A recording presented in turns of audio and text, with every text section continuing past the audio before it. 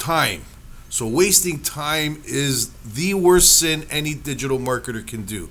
And again, this goes back to complexity is the enemy of execution. When things are more complex, or we make them more complex, we waste more time. So let's save our most valuable resource, time.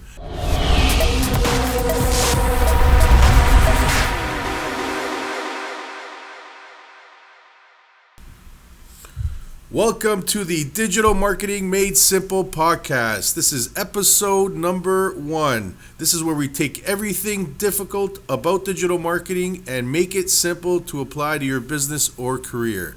Simple because it works and it's easy to implement, and this is coming from years and years of experience running my own business. So I'm your host today, Rob Pacinelli, Vice President and co-founder of thebestmedia.com, and I'm here with my co-host Falk. Yep, I'm a project manager here at The Best Media, and I bring with me over half a decade in digital marketing experience. Woo-hoo! That's it. Yeah. So combined years of experience, over 30 years here. We even have Jeffrey behind the scenes here. He's running the technicals. He's making sure our audio is crystal clear and our video, he's making me look pretty. Absolutely.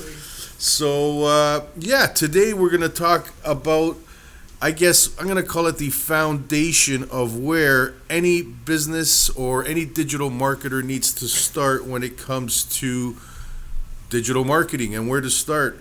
There's so many things, so many moving parts. You have your website, you have your hosting, you have your domain name, you have the marketing components of it. You got your CRMs where you have your lists, you have, graphic designs and landing pages and conversion and so many different things to talk about.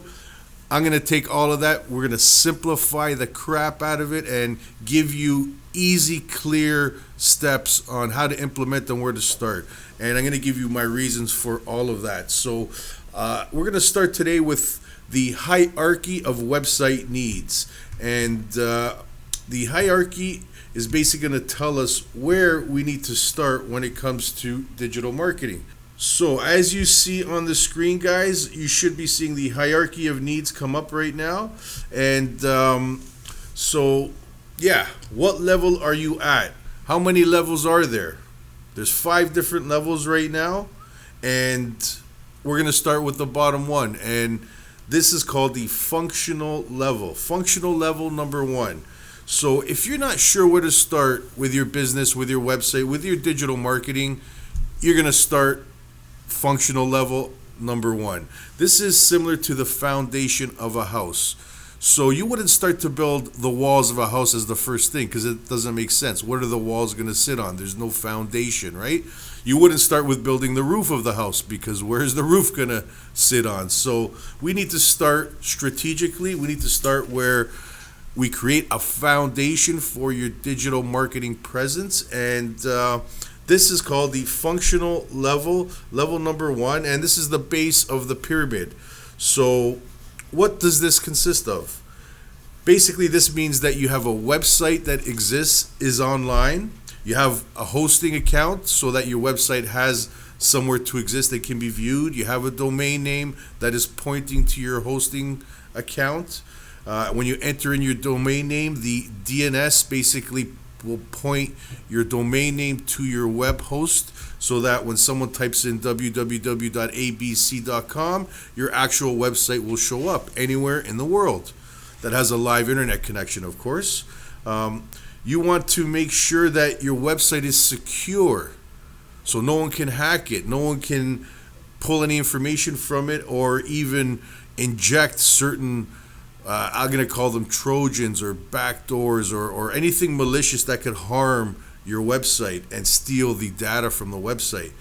You want to make sure your website actually works. There's nothing worse than having a bad user experience where someone is so excited to be on your website, they found some information that they're looking for, and now they click on a link and it's a broken link, or it takes them to, a 404 page or something different. So definitely you need to make sure that the website works. The load time is also very key. Falk, how many times have you been on a website where you're just waiting for it to load and you got that spinning wheel? How does that make you feel, Falk? Well, it makes the website crash more often than not, is what I find, right? So a lot of clients of ours, when they have page load times that are 2 or 3 seconds, we're having issues with the payment processing, like Moneris or PayPal, right, who are interrupting the connection after 2 or 3 seconds of load time. So this can actually even affect your sales. And speaking of load time, I cannot emphasize how damn important this is to your business and to your website. If your website is not loading fast, you might as well pack it in. Close the doors. Yeah, it has to be snappy. You're done, because we literally today in 2019 we have 3 to 4 seconds of an attention span for a user coming to our website for our page to load. If we're not having our website load within those 3 to 4 seconds, I'll give you 5 seconds at the most. That user is gone and he's already filling out a form on your competitor's website. Yeah. Or watching one of their videos or taking some sort of action on your competitor's website. And this is a fact. So if you don't believe me, just remember the last time you were waiting for a page to load on your phone, on your desktop. How long did you wait? Probably not very long, and you moved on very quickly, I'm sure.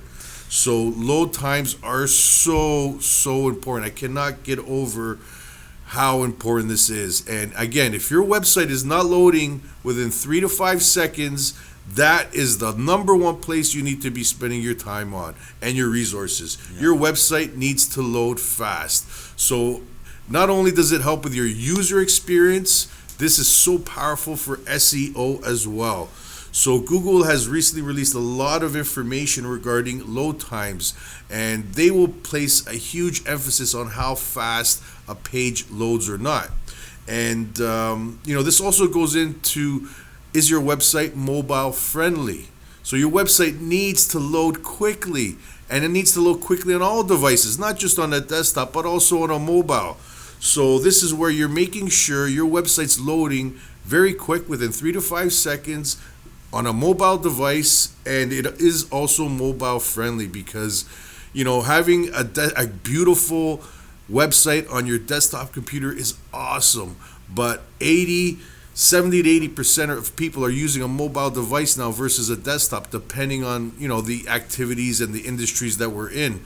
So if your website is not mobile friendly, again, this is where you need to work. Make sure it loads fast, make sure it's mobile friendly, and gives a really good user experience. Yeah, I can't agree more here. The functional base of the website is so important. It might seem obvious, but we've had so many clients in the past that were cheapening out on quality control after the website was built, and then they found out that there was a bug in their registration system, in their sales process, and they weren't even getting the leads, right, that were coming in. They weren't even getting the leads sent to their email inbox, or the lead form was empty. So what that actually means, in effect, is that they didn't do the testing. The website actually wasn't functional. Not all of the Rob is wiping the sweat. It is getting hot in here. It's getting hot. We got to get an AC in here. For those, I was trying to cut, actually, and we're gonna cut anyway. No, you don't even have to cut it. I say put this in. I don't know. It's up to you. We'll see what happens in the edit. But it's getting hot in the studio, boys and girls. We have a light above us that is. It feels kind of like I'm on the beach a little bit, right? Yeah, so, in the sauna or in the tanning booth here. If you're just watching the audio version of this, if you want to get a laugh and you want to see me sweat my ass off, check out the video version, and you're going to see it's getting hot in here, ladies and gentlemen. So yeah, where are we, guys? We're basically we were just talking about the functional part. Yeah, I was just mentioning how important testing is, right? Like the functional, every single aspect of the site has to be functional, not just the site as a whole in terms of loading times and everything. But I was just mentioning how you have to make sure that all of the leads get delivered accurately to the company's email addresses. You have to make sure that the sales process goes well. You have to make sure that the payment processing works and everything. There can be little bugs that have a catastrophic effect on the performance of the site. Absolutely. The smallest detail could impact everything. You could literally do 99% of everything right, but if there's one broken link, it creates a complete disaster in terms of user experience, and you lost the user, and you lost the sale. You lost the sale. There you go. Well said, Falk. Well said. So I hope everyone is clear on where we need to start. Right now, if this was a house that we're building, we just created the foundation. And by doing all of these, we're creating a stable foundation. So it's very important. Let's move on to, what are we talking about? We're talking about phase number 2. Step number 2, guys.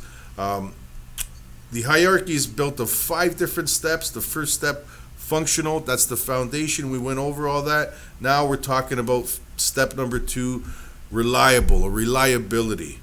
So what does this mean, Falk? Why don't you give us, Yeah. get into that a bit. Definitely, yeah. We want to make sure that the website is reliable in terms of updating the content, for example, right? So we want to make sure that we can log into the back end of the website as a business owner or as a marketing manager. So this would be you.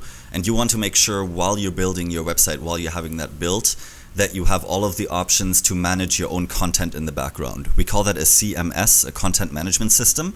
This would be pretty standard for a tool like WordPress, for example, right? But if you're getting a custom website, you have to build in things from the start. For example, say you're selling a product or a service. Can you apply a coupon code to one specific product? Can you apply a discount that goes for all of the products over a certain time? Are you automatically having an expiration date on the discount? All of these things have to be built into the website from the start. So you want to make sure that your website is reliable, that you can update all the content. And Rob, you have all of the experience on analytics and everything. Maybe you want to talk about that a little bit. Yeah, definitely. Other elements of the reliable phase or step is basically having good analytics, because if we're not measuring our performance or our traffic and the activities that they're taking on your website, you're losing tons of valuable information and data and insights that are going to tell you what steps or actions you need to take to make better conversions, to get more sales, and to expand your user base and increase your SEO rankings and all of that. So having, your website updated, having your analytics in order, making sure your website is able to be viewed and operational across all devices, and having a really good modern design is very, very important. So we've got our employees, we've got our colleagues here messing with us outside the podcast studio. They're making grimaces and everything just to try and distract us as much as they can. What's going on, guys? Doing good? Hey, doing great. We got the president and CEO David just making an appearance here. Yeah, we are live right now, recording our podcast, being distracted by our colleagues. What level are you at? I'm nowhere near I want to be. We But want to I got always a great upgrade. team to get to where I want to go. Yeah. All right. Okay? I hear. I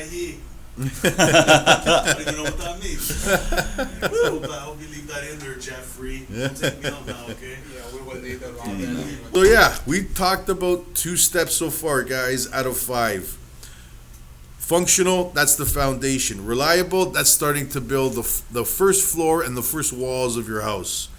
The third step, basically we're talking about understood. Being understood in many different levels. So who is your target audience at this point? Do we understand who your website is being targeted for? Who is your client, ideal client? What are their traits? What are their behaviors? So these are the things that we need to understand about who our audience is. Are they male or female or both? How old are they? What are they searching for when they go to Google? What magazines do they read? What blogs do they frequent? Where do they spend their money? So these are the types of interest behaviors that we really need to understand about our target audience. And depending on your business and your industry, you may have multiple target audiences or personas or avatars. They all really mean the same thing to me. But again, this is something that is often overlooked with so many of our clients. They really just think, oh, my client is someone that just buys TVs from me, for example. Well, it's really different. Every business should really understand who is their target audience or audiences and have a really defined definition of that. So, the most basic elements of that, are they male or female? How old are they? Where do they live? what are they searching for in Google? What magazines, blogs do they frequent? Yeah. How if much it's money? on Facebook, like which Facebook pages do they go on, right? Exactly. What's the user behavior on Facebook? Exactly. And, you know, what type of content do they follow? For example, I myself, I'm a fan of a few digital marketing gurus myself, you could imagine, right? So I love listening to Russell Brunson. Amazing content. This guy has created so much amazing content out there. Literally, you can just spend ages listening to his content and learning and getting better every day. We also have, let's see, Nicholas Kusmich. Amazing content available as well. And then, you know, a lot of people will know other, I guess, influencers like Tony Robbins. Who else, Falk? Jose Frisilla, was it? Andy Frisilla. Andy Frisilla, Yeah, he is awesome. Yeah, he's huge. And if you don't know Andy Frisilla, he has the world's #1 entrepreneurial podcast. It's called the MF CEO Project. Can you guess what MF stands for? How That's could right. that be? It's called the Motherfucker. CEO Project. So, yeah, Andy is an awesome dude. He has the #1 entrepreneurial podcast in the world. And I'm just going to warn you, if you do not like swearing, do not listen to his podcast. Did you know that Elon Musk named his rocket BFR? And you know what that stands for? Big Falcon Rocket, you know? He actually put in the word Falcon instead of fucking, but all of his rockets are named Falcon Heavy, Big Falcon Rocket, and all of that, yeah. And it also has your name in it a bit, eh? Exactly, yeah, Falcon. Great. Oh, man. Okay, so we were on the understood level here of the hierarchy of needs, and you talked about understanding your customers, and I thought that's so important. And the other side of the coin then is making sure that your customers understand you. You got it. Right? So we want to make sure with high quality content and with conversion optimization on our website that our customer knows exactly what we do. And knows exactly what we do doesn't mean we want to write 5 or 6 paragraphs. It means we want to write very concise in a few sentences, what is it that my company does? What are the services that we offer? The more information you put on, sometimes it just confuses actually your visitors, right? If you put the information, the important information in with a whole pile of unimportant specific information, they might just be confused and go to your competitor that's laying it out a lot more simply than that, right? So it's important to lay out the contents of your services, company, product simply for a lay person to understand on your website, and it's just important that your customers exactly understand what you do. And I'm gonna quote Tony Robbins, I believe is where I got this from. Complexity is the enemy of execution. Mm-hmm. So keeping things simple allows you to execute quickly and efficiently. When we start to complicate things, which is what all of us do, I don't care who you are out there, we all complicate our shit too much. So making things simple will allow you to execute efficiently. I think we gotta make a t-shirt about that, because, you know, I've been doing this for almost 20 years now, and I continue to do this today. I find myself making things a lot more difficult than they need to be. So the #1 rule, if you're not going to market and you're waiting and you're making things perfect, no. This will kill you. It will deplete you of your financial resources, and things will never be perfect. Nothing is perfect in this world, so you could always make it better. It would be better for you to go ahead and jump in the water and learn to swim quickly versus just walking around the pool day after day and thinking, oh, let me read this book on swimming. No, jump in that water, get your feet wet. You might almost drown a little bit, but I'm sure if you make sure you have a life jacket close to you, you won't drown, and then you're just going to learn and quickly adapt. Yeah. So, yeah, definitely don't make things more complicated than they need to be. Mm-hmm. And what does adapting then look like, right? What that looks like is that you're continuously going to optimize the content on your page, right? You got it. So put it up when it's 80, 90% there, you know, when you're happy with it. Of course, there's always going to be room to improve, but you can do that later in your content management system, right? Which you mentioned in the previous step. So as you're optimizing, you can go back and optimize the content on your site. So okay, what do we have? So again, for the understood step, we also are talking about quality content, on-page optimizations, conversion strategy, list building, and nurturing. So all of this has to do with understanding who our target audience is. What are they looking for? And do we have content to feed that need, to answer their problems? That's basically what the understood step is all about, step number 3.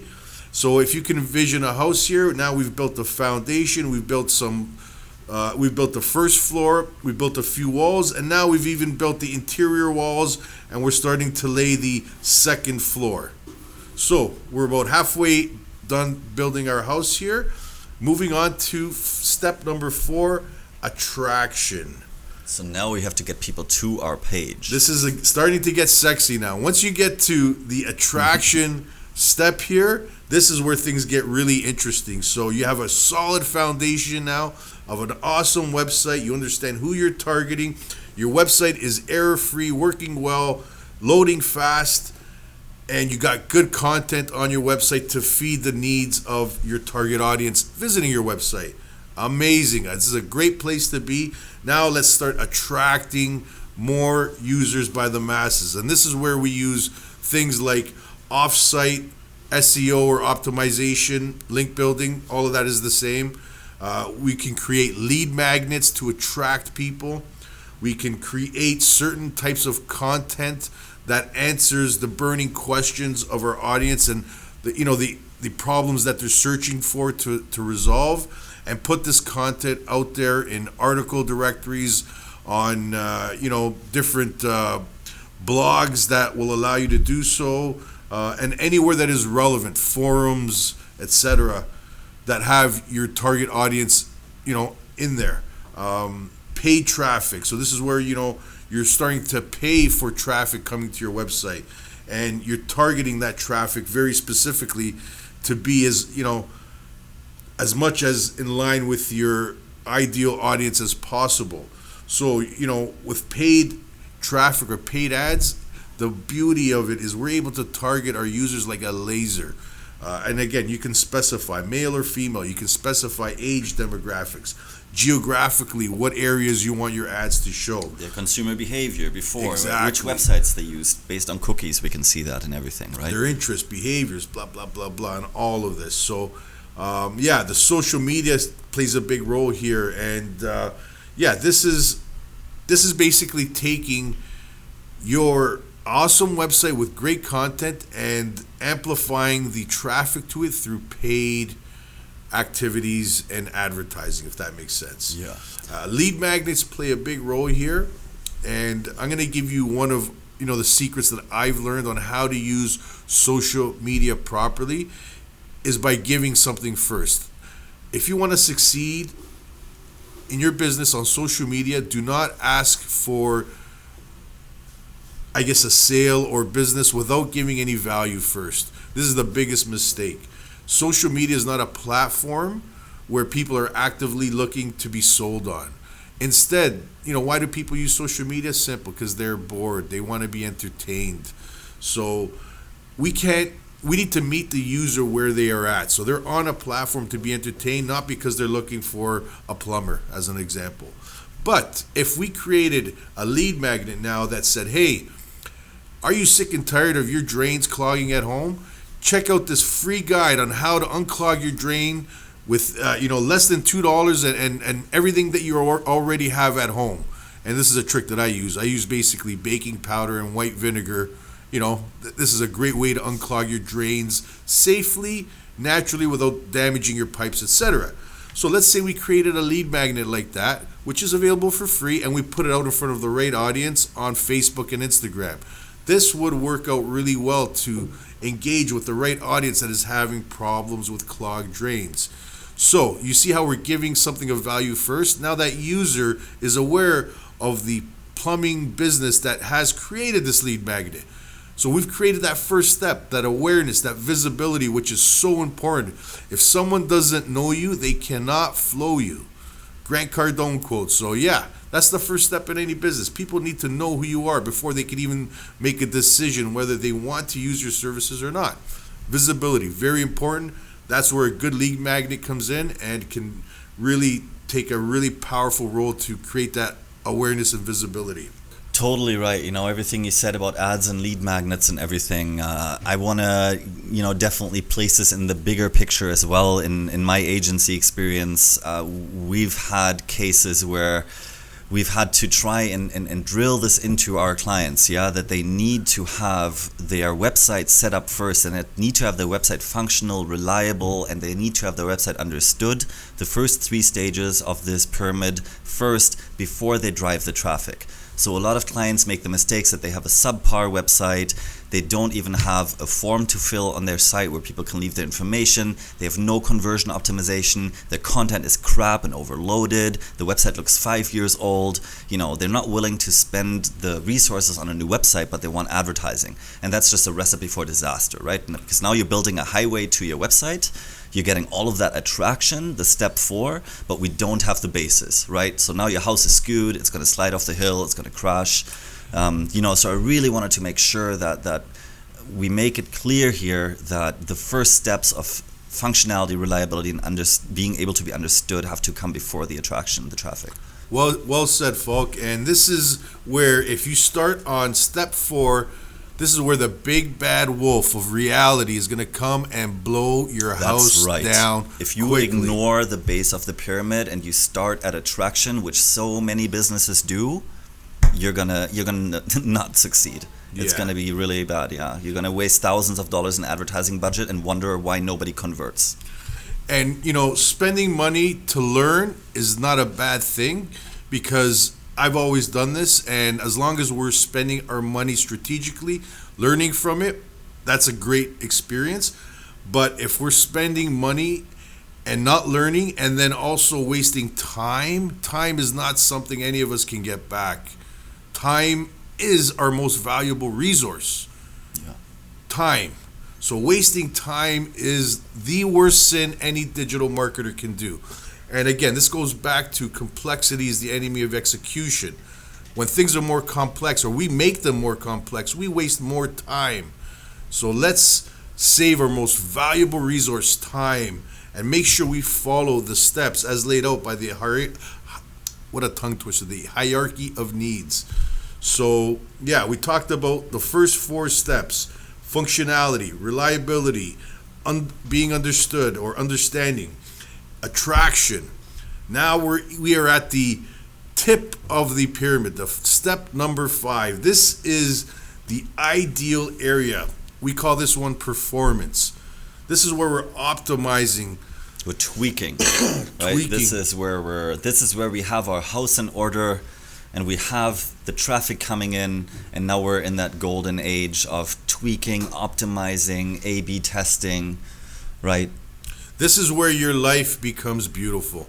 When you're a digital marketer and you are in the performance step, this is where you've done all of the heavy lifting through the previous 4 steps, and now you're gonna use user experience, design, conversion optimization. You're gonna measure and analyze everything. You're gonna start split testing different colors of buttons and different copy, where 1 or 2 different words will make a complete difference in terms of your conversions.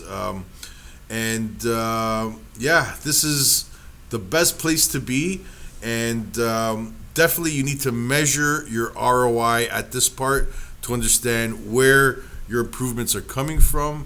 And when we're doing split testing or A/B testing, make sure you understand what is actually impacting your results, because when you do too many at once, you won't clearly understand what is actually making it work now. So make sure you do the A/B testing, split testing properly, not too many at one time, so you can understand, this red button instead of a blue button actually converts better. And I think the ROI measuring thing here is super important. We had the measuring, Google Analytics and measuring data in a previous point on a previous stage, but back then it was specific to the website and to traffic to the website and so forth, whereas ROI is business. Right now, we're not just looking at data points on our website and on the internet. We're actually connecting that with real life dollars. Yes, where we're looking sir. at how much money are we spending online and how does that actually translate into our business processes. Awesome. And the last point I want to mention about this hierarchy of needs is when we move on to the next step. So if we're on step number 4, for example, we cannot forget about steps 1, 2, and 3. It's not like, hey, we never are going to revisit them again. No, that's not the case here. We need to ensure that every step is still being taken care of properly, because all of a sudden, if you're on step number 4 and your website starts to have security problems or broken links or starts to load slowly, you need to go right back to step 1 and again, go back up the hierarchy. That's my strong suggestion. So don't ever think that once you move on to the next step that you're done. No. Yeah. These are cumulative, meaning you need to continue to do them forever. So make sure you have a good team, a strong team to support you, to make sure these are all in place. And this is something that we do here every day for our clients. And it is confusing, it is complex, but I hope we were able to make this simple for you today. Yeah. What do you think, folk? I think that pretty much wraps it up, right? I believe pretty much all of our viewers are probably aware that this is a play on Maslow's hierarchy of needs. So just what Rob just said, right? I think on Maslow's hierarchy of needs, the bottom one is security, right? Like physical security for a human being. Exactly. And then it's things like self-realization and love and community and all those things. And, you know, as a human being, you're not worrying about belonging to a community if you don't have shelter for the night. Or if you don't have food or anything like, or self-realization. You don't worry about any of those things if you have a broken leg and you have to go to the hospital, right?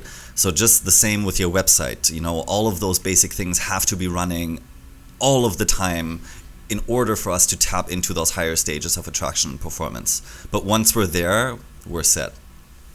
So ask yourself, what level are you at regarding the hierarchy of needs? If you're a business owner or you're in the career, you have a career in digital marketing, what level is your website at right now?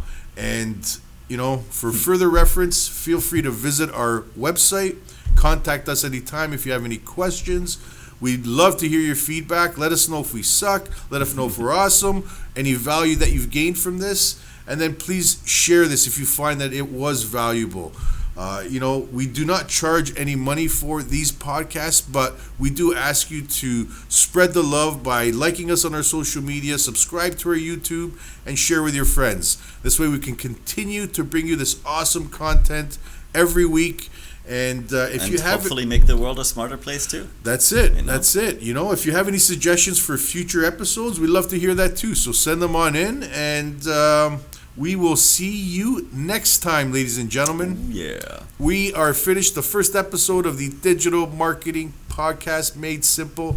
Digital Marketing Made Simple. This is where we take the difficult things about digital marketing and make them simple for you to apply to your business or career. See you next time, baby. This is the best media, and bye-bye. Woo! Yeah.